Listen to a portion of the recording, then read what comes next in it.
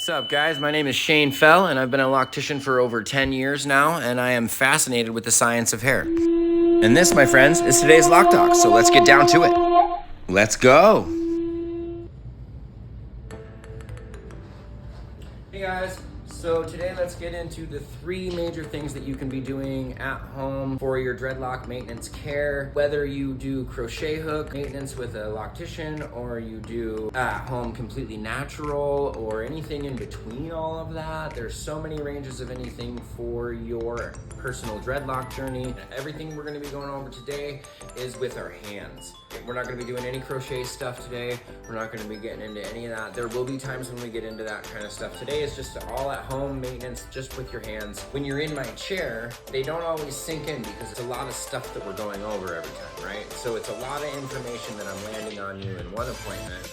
Why I, as a hairdresser, understanding the science of hair, I'm suggesting certain things for somebody to do at home when they're at-home care. These are just 3 tips that are gonna be great for anybody's at-home maintenance. First things first, super easy. Take your little fingers and pretend like it's a brush. What you do is every night, man, just go through your hair, right? And you just kind of brush through your locks and you separate everything out. Now, I just had maintenance yesterday, so I'm a little stiff.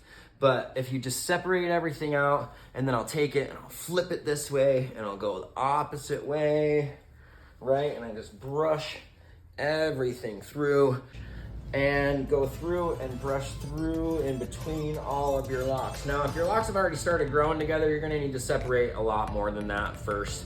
But once you have everything separated, I promise if you do this every night, I have never had to contend with my locks growing together. I've always had fuzzy hairs. I've never had to contend with them growing together. So, and this is why, because I do this all the time. Now, especially if you're wearing beanies right now, it's winter time, it's a Sunday, you see, man. Anyways, we're wearing beanies and stuff, man. You take that beanie off, go through and brush everything, go opposite directions, get everything. If you catch something, just break it, it's fine. You're gonna be doing other things. So, here is something especially, these are the things I really love with natural locks. These are some of the things that I figured out in my early days, way before we had any crochet hooks going on like that. It was like, you know, you had people like, oh, put peanut butter, do it with rice, do it with bar soap, do it with beeswax, do all these other things. Nah, man, you can do it with no product whatsoever. I will get into a video about that, don't worry about it, but today isn't that. Today is the at-home stuff. So your next thing after you've brushed, the number 2 thing is root rubbing. Root rubbing, you generally use your 2 fingers. After you brushed, if you really want to go through and you're taking a full self-love day, you take your lock and you find the loose hair. Mine, you can't really see it right now because I just had maintenance, but you take the loose hair and you spin it around your lock a bit, right? And I'm going thumb and grabbing it with my finger. You'll see in other videos, I'll do this a lot, you guys. It's the easiest way to get all of your loose hair that's supposed to be in that lock into that lock. It's so easy once you get them. Muscle memory, people, muscle memory. You've spun that hair,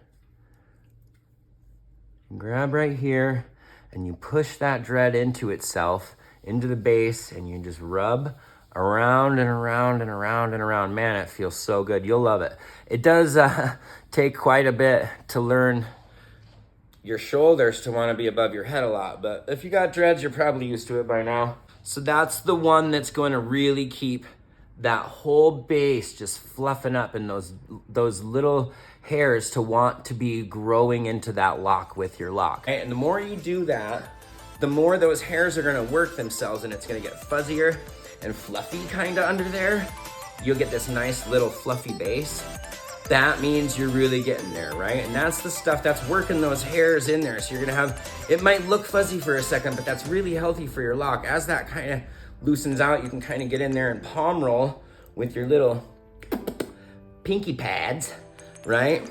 Well, I guess, yeah, it is pinky pads for me when you're in the chair. Your thumb pads when it's yourself. From that, you get this twist, right? It's gonna show the way that your lock twists.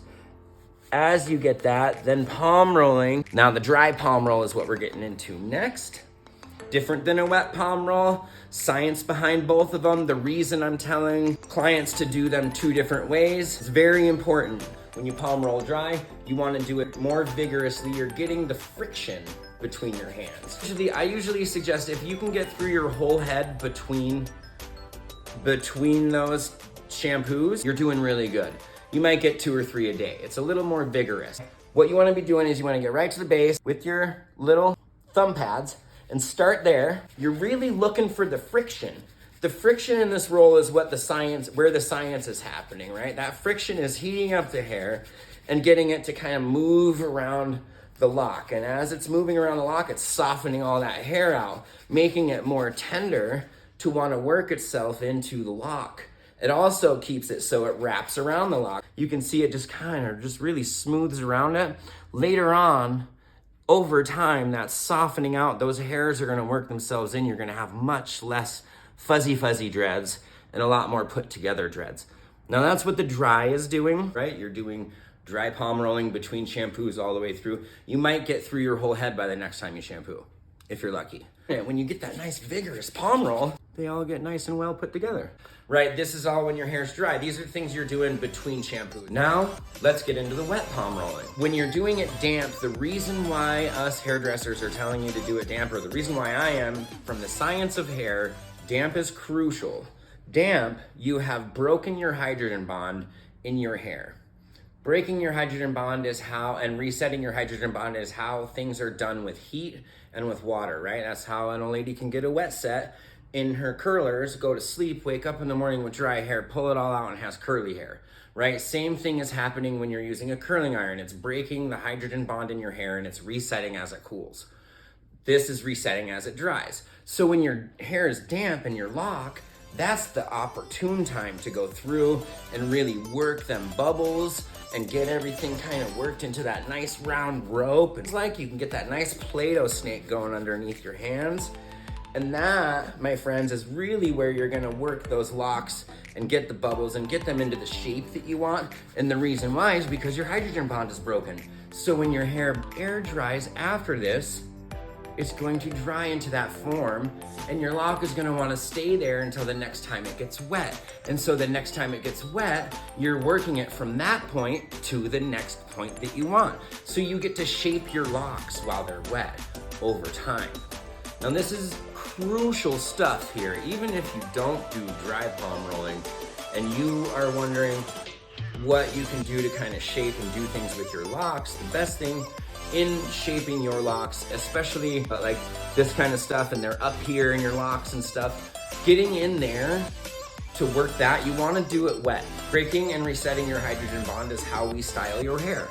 That hydrogen bond has been broken and reset in that manner. So when we take our locks and they're damp, you want to go through and you want to really work your locks. And the reason why is because your hydrogen bond is still broken. And so while it's broken, and if you're working that lock, you can really, like, you know, if there's big bubbles and stuff, you can really get in there and work it wet and just keep working it. Palm roll. It doesn't have to be as vigorous. You're more about the pressure and the things and moving the hairs around in the little places. You're minutely moving those hairs around, right? And if you got the big bubbles, you'd be working those big bubbles too. As you're working all those bubbles and your hydrogen bond is broken, you're placing all those things in a specific place. And then you're leaving that to dry like that, finish air drying in that manner. It's going to reset your hydrogen bond in that manner. That brings me to the very final thing that I want to talk about as well. No matter where you are in your journey, dreads are a personal thing, I believe. If you're taking care of your hair at home, you're taking care of your locks at home, you're putting that energy and that care into them. That's you, right? That's you you're carrying around no matter what you're doing. And you're also forming that and making it. It's gonna be with you. And so I feel like the fourth thing you get out of all of this is that you really get a good personal relationship with your locks. So taking that time to take care of your locks in that way feels really good, right? And so I hope you can take that with you. If anything, just a little inspiration to take care of your locks a little more. Give them some of that love and attention that they need. And with that, I will talk to you later.